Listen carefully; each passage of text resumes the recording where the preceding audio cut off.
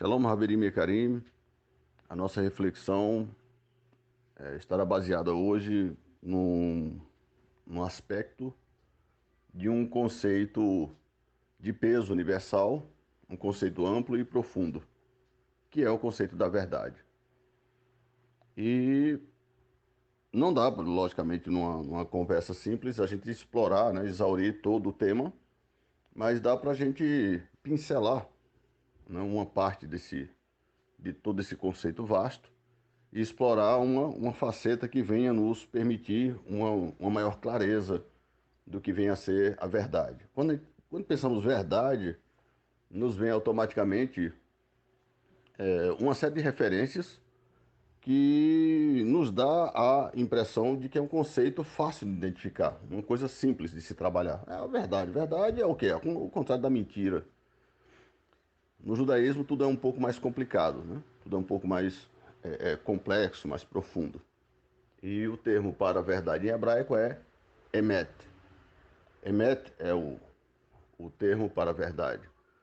E emet é, de acordo com a tradução judaica, o selo da mão de Deus. Então Deus cria um anel e nesse anel está escrito a palavra emet. E todas as coisas que são produzidas por Deus, vamos imaginar aí uma loja, né? E essa loja, ela produz coisas e essas coisas precisam representar a qualidade de quem inventou. Então ele criou um selinho ali, né? E bota aquela marca. Pim, perdão.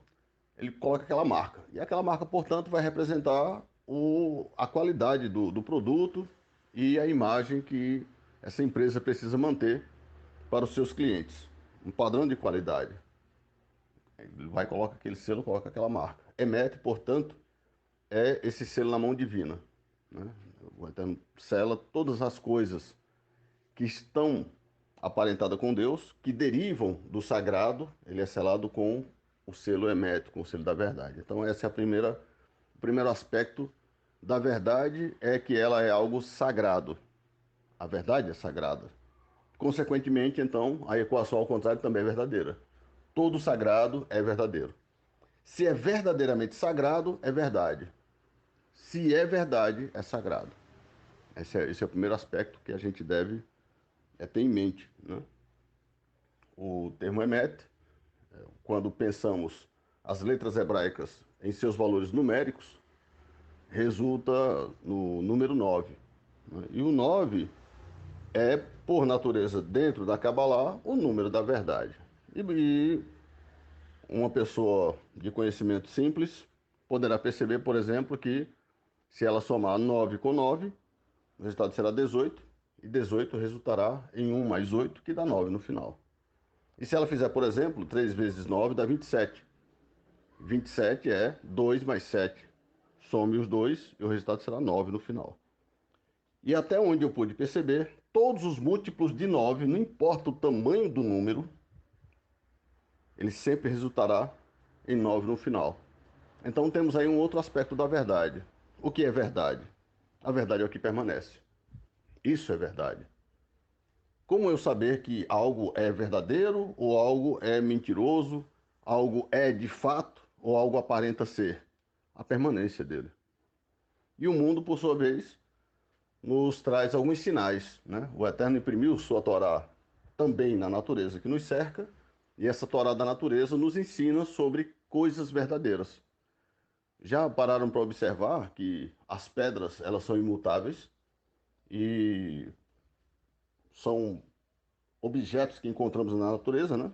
Esses elementos que encontramos e que eles têm uma série de utilidades. Os homens antigos erguiam muros com elas, erguiam casas com elas. Hoje, os homens modernos que ainda continuam fazendo dela o mesmo uso, também as usam como enfeite, né? Ornamenta o jardim, coloca em cima da estante, dependendo da cor e do formato da pedra. E há pedras que têm valor de coisa realmente valiosa, né? Tem pedras que valem mais do que ouro, por exemplo.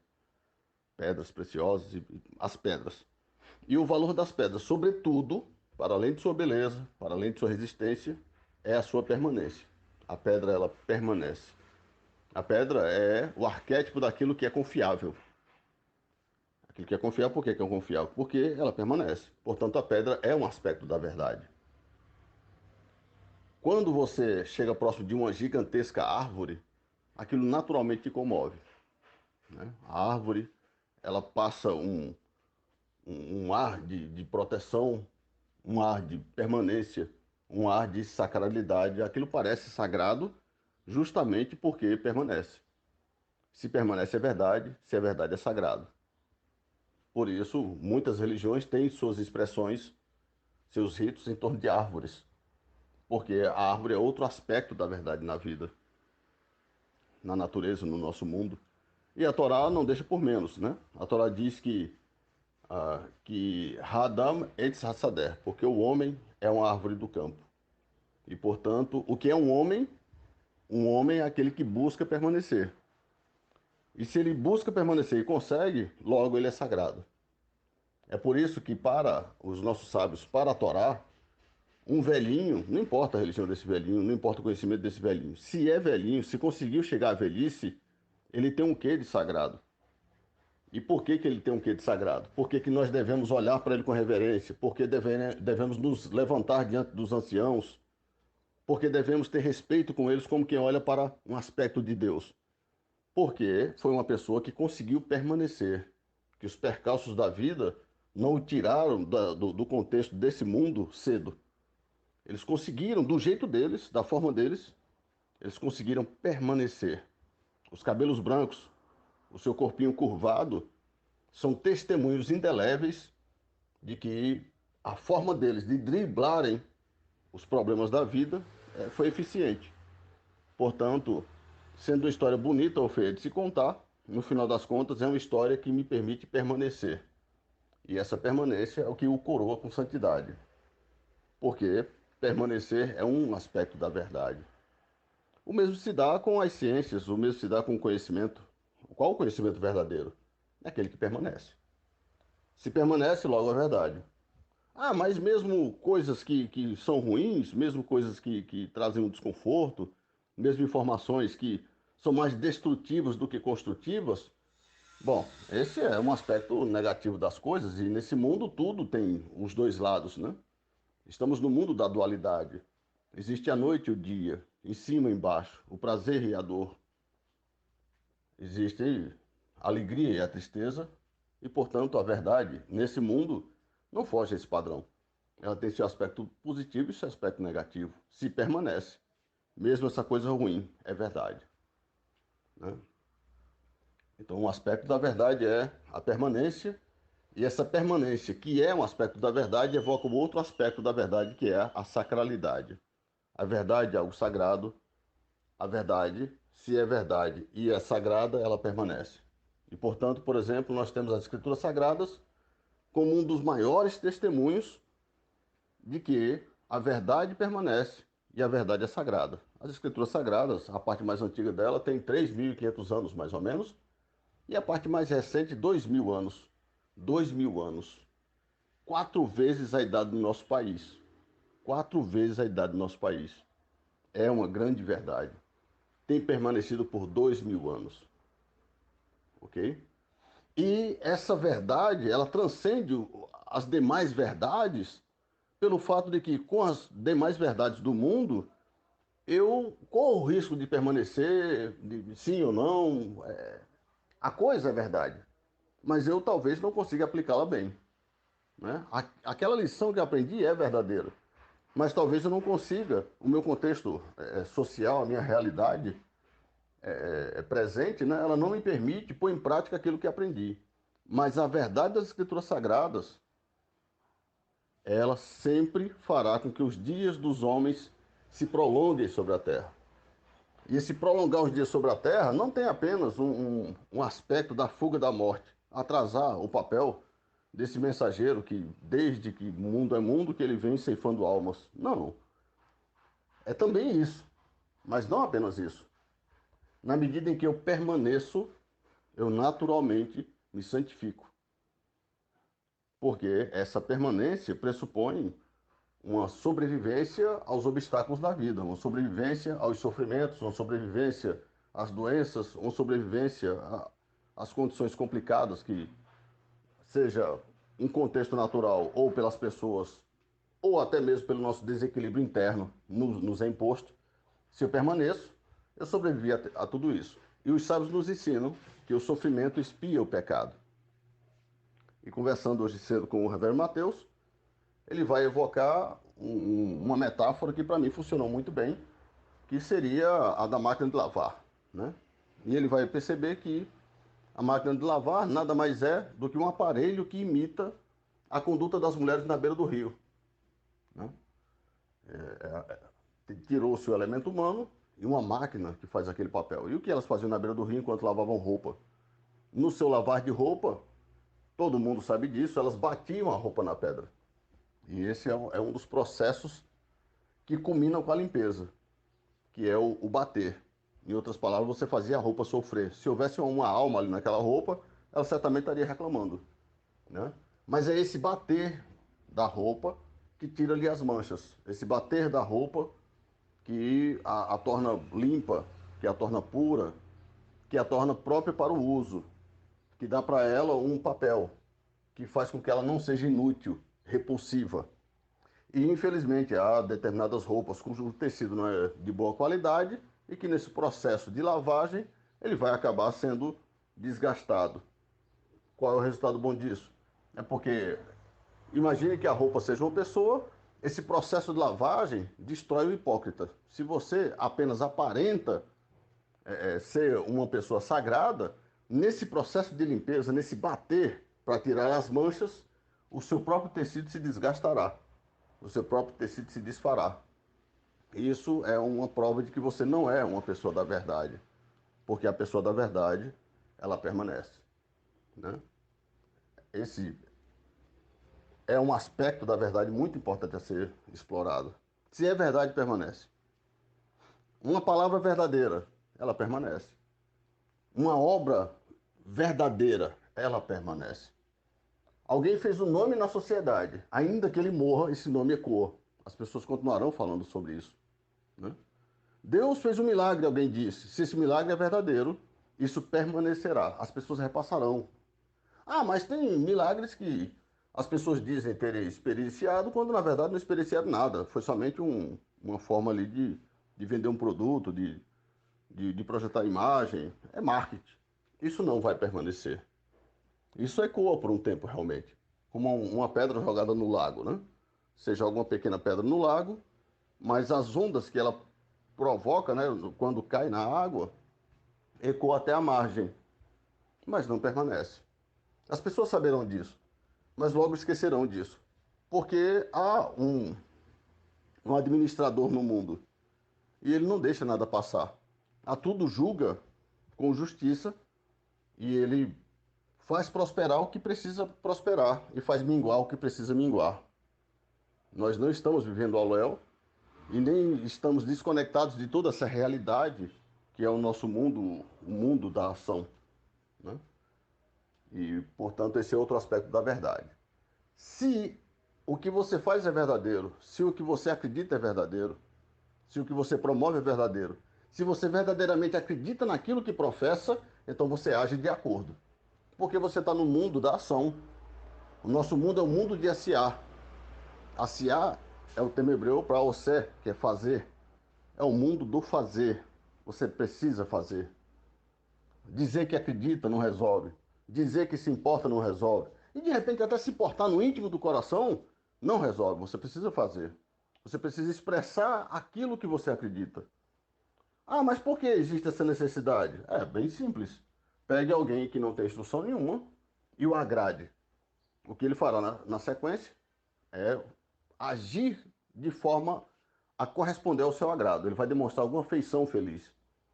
Ele vai fazer algo que corresponde a isso que o estimulou. Faça ao contrário agora. O irrite, o aborreça, né? Faça com que ele perca o controle. E o que você verá, ele agindo de acordo com o que está sentindo. Ele sente raiva e agirá raivosamente. Ele sente tristeza e aí agirá tristemente. Se ele sentir felicidade, ele vai agir felizmente. E assim sucessivamente, porque esse é o mundo da ação. A diferença entre aqueles que perseguem a sabedoria judaica para o resto do povo do mundo é que nós precisamos agir independente do nosso sentimento. Porque o que conta no nosso mundo não é o sentimento, é a ação. A ação é que conta, no final das contas. Rabi Yeshua vai nos ensinar isso em vários momentos de suas conversas, né, com os seus discípulos e com o público em aberto. Né? Basta lembrar aquela drachá dos dois filhos, né, onde o homem indo para o roçado, chega para um dos filhos e diz assim, filho, vem comigo. E ele diz assim, eu não vou. E chegou para o outro e disse, filho, vem comigo. E ele disse, eu vou. E então ele disse que no final, o que disse que não ia foi, e o que disse que ia não foi. E então ele pergunta para aqueles que o ouviam, né? Do ponto de vista de vocês, quem fez a vontade do Pai? E aí todo mundo disse, aquele que disse que não ia e foi. Portanto, a vontade de Deus não é feita, não é realizada no nosso mundo pela minha crença, é realizada no nosso mundo pela minha ação. Justamente por isso que há pessoas cuja crença nem é tão clara. Há pessoas a compreensão sobre Deus é muito limitada. Mas a ação dessa pessoa em relação àquilo que ela acredita é 100% compatível. Ela realmente age do jeito que acredita. Uma pessoa que consegue esse grau de qualidade em relação à sua prática e fé é uma pessoa que transcende um estudioso de um grau elevado. Pois um estudioso de um grau elevado que não pratica aquilo que compreende ser a verdade que ele acredita, naturalmente ele está traindo a proposta. Né? Ele pode se sentir confortável internamente, mas aquilo não é verdade. Já que a verdade no nosso mundo ela se traduz numa ação. Não existe verdade no nosso mundo que traduza-se em intenções. Né? E por quê? Porque tem muita gente lá que padece, e esse provérbio tem para acabalar um peso. Tem muita gente lá que padece que são pessoas de boas intenções, mas no seu agir no dia a dia, ainda que com o coração doendo, fez mal para fulano. Ainda que com o coração temendo a Deus, ele fez o mal para cicrano. Ele se justificou diante de Deus dizendo assim, Senhor, eu sei que eu não devo fazer isso para fulano, porque fulano vai se machucar, e eu amo fulano de todo o coração, mas se eu não fizer, quem se machuca sou eu. Então, entre ele e eu, ele. Né? A intenção era boa, mas a ação foi ruim. Olha, Senhor, mas eu sei que fulano é inocente, eu sei que eu poderia ajudá-lo, mas o problema não é comigo, então não vou nem ajudar nem atrapalhar. E as Escrituras Sagradas nos ensinam, aquele que sabe fazer o bem e não faz, peca. Né? E por quê? Porque em atitudes como essa, o que é que está faltando? A verdade. Mas mais grave, essa pessoa estava acreditando de verdade, ela estava sendo sincera naquilo que ela disse. Sim, mas o conceito de verdade ao qual a Torá requer de você é a ação. Você não agiu, você só argumentou, você falou, você refletiu, tudo certo, você se justificou, você calou a voz da sua consciência, ficou tudo bem. Mas você no final não agiu. E o que transforma o mundo é a ação. Ação essa que infelizmente tem sido praticada por uma maioria de gente do mal. Rabi Yeshua disse isso já de muito tempo. Ele disse: os filhos das trevas são mais prudentes do que os filhos da luz. Em outras palavras, no mundo da ação, os filhos das trevas são mais verdadeiros. Mas por quê? Como assim? Eles se traem mutuamente, eles mentem, mas eles agem e agem unidos. Por isso que é tão difícil de combatê-los. E o que faz as pessoas de bem? As pessoas de bem, elas se reservam. Uma pessoa de bem dificilmente dá desta a outra pessoa de bem, porque cada pessoa de bem tem sua própria vida, cada um tem sua forma de ver as coisas, e, portanto, naturalmente, já que elas são guiadas como os animais pelo sentimento, cada um faz o que quer. E o que um quer é diferente daquilo que o outro quer. Não pode haver união assim. Já os filhos das trevas, não. Para destruir as pessoas de bem, para ofuscar a luz, eles abrem mão dos seus interesses particulares e dão a destra em comunidade e como um grupo enfrentam as pessoas de bem. E as pessoas de bem desconectadas, não lhes resta mais nada, senão ou unir-se a eles ou sucumbir, né? Ver a multidão passando por cima. Então, o que é verdade, o que é que esse espírito da verdade, o Ruach HaEmet, o que é que ele deseja de nós? União para fazer o bem. E essa união não tem a ver com, eu concordo profundamente com você, eu compreendo tudo que você está dizendo. Não, não. O que esse Espírito da Verdade quer é que você haja verdadeiramente. Cumpra a palavra que você dê, não é? Transpareça no seu dia a dia aquilo que você professa acreditar. Seja verdadeiro na sua ação para com o outro. Não diga uma coisa e faça outra. Se esforce para que a sua ação esteja em consonante com aquilo que você disse. Seja verdadeiro. Né? Como o Rabi Yeshua mesmo nos ensinou. Que a nossa palavra seja ken loló. Sim, sim, não, não. E o que passa disso é de procedência maligna. Por quê? Porque nisso não há verdade. Portanto, o que é a verdade? Agora sim, no consenso comum, a verdade passa a ser o contrário da mentira. E o que é a mentira? A mentira é aquela palavra verdadeira, desprovida de uma ação que lhe corresponda. Um belo sermão sem uma ação transformadora. Um belo sermão sem um testemunho daquele que busca instruir as pessoas. Tudo isso são belas mentiras. E de repente dá até para se tirar um proveito disso. Afinal de contas, um dos papéis dos hipócritas, naturalmente, é inspirar as pessoas. Né? Você tem um hipócrita e você tem um bocado de gente desandada. Então o hipócrita chega lá e engana todo mundo. Ele dá a impressão de que é uma pessoa elevada, ninguém sabe dos bastidores dele, ele está lá dando a impressão que é uma pessoa elevada. Bom, no final das contas, as pessoas verdadeiras, no meio desses extraviados, eles realmente se inspirarão, eles realmente melhorarão. Então, no mundo caído, eu acho que eu já disse isso em outro momento, né? O hipócrita é uma figura necessária, né? Porque na ausência de todo bem, na ausência de tudo que é correto, de tudo que é direito, o hipócrita é um personagem necessário. É importante que ele ostente aquilo que ele não é. É importante que ele fale sobre valores que ele não representa, porque ele inspirará outros a verdadeiramente encarnar esses valores dos quais ele fala, mas a distância entre eles e esses valores é enorme, né?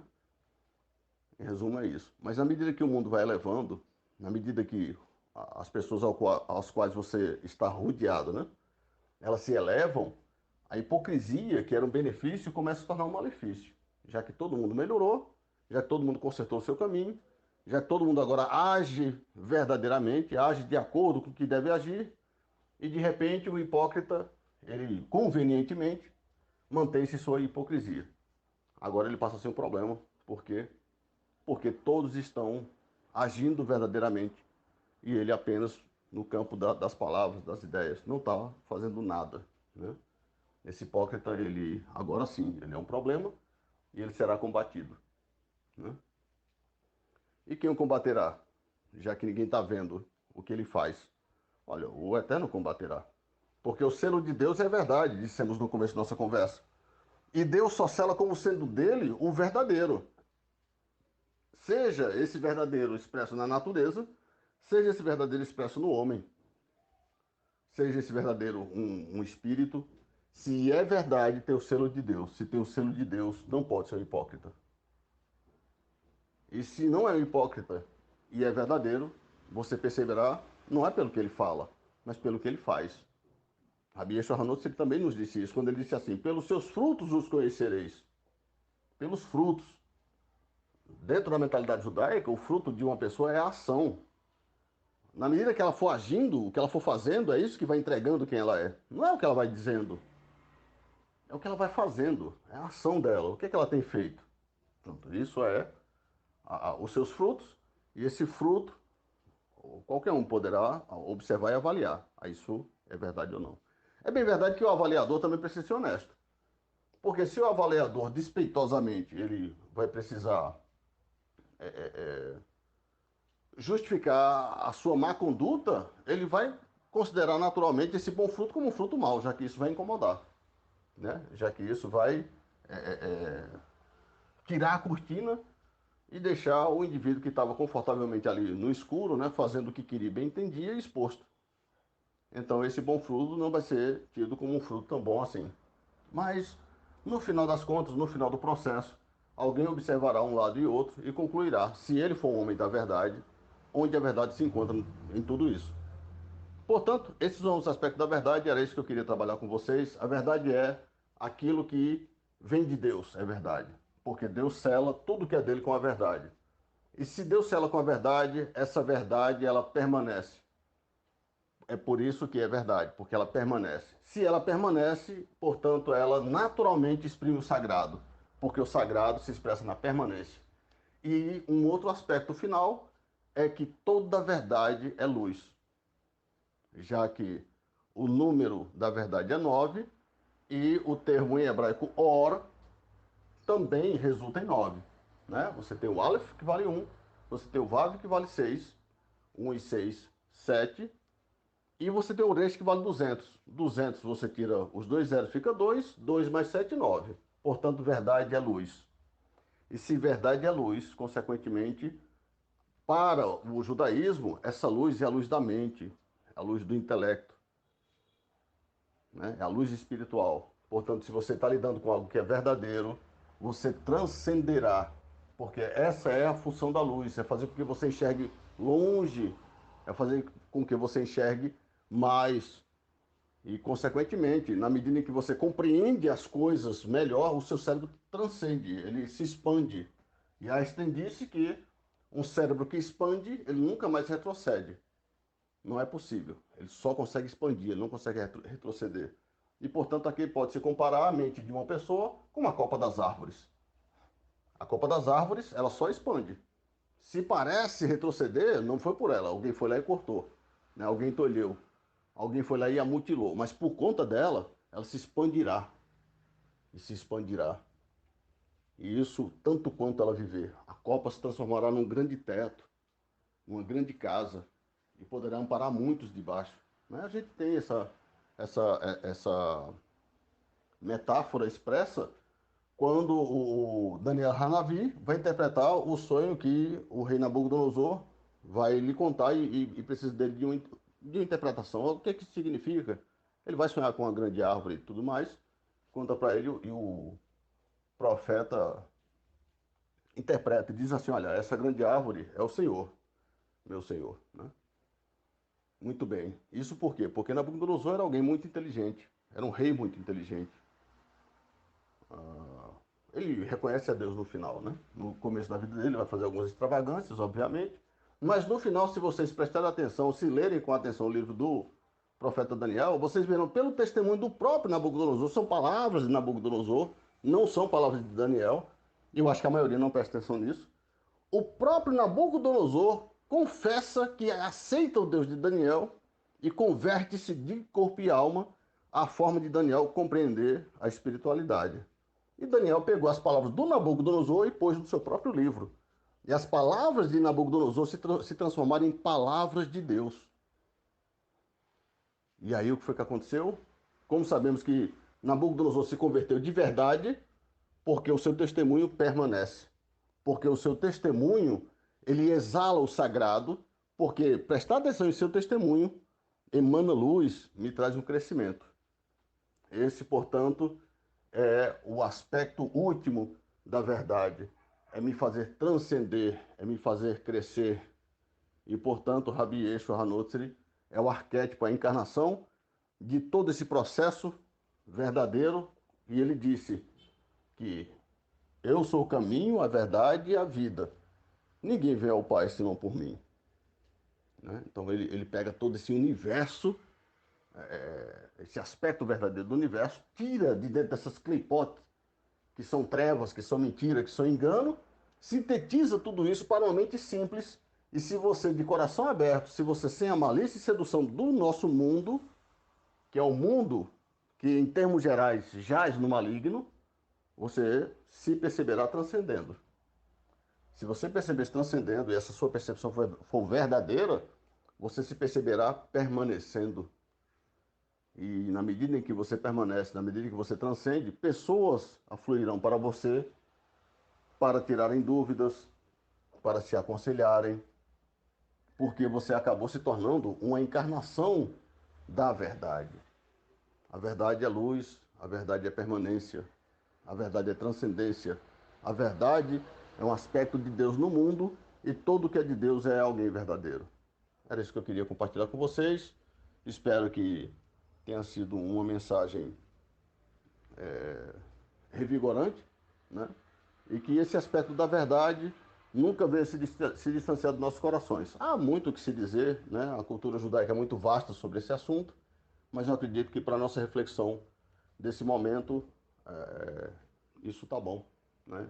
Então é isso. Que eterno bendito seja o seu nome, nos abençoe e nos guarde sempre sob o selo da verdade. Beshemish Hamashiach, amém.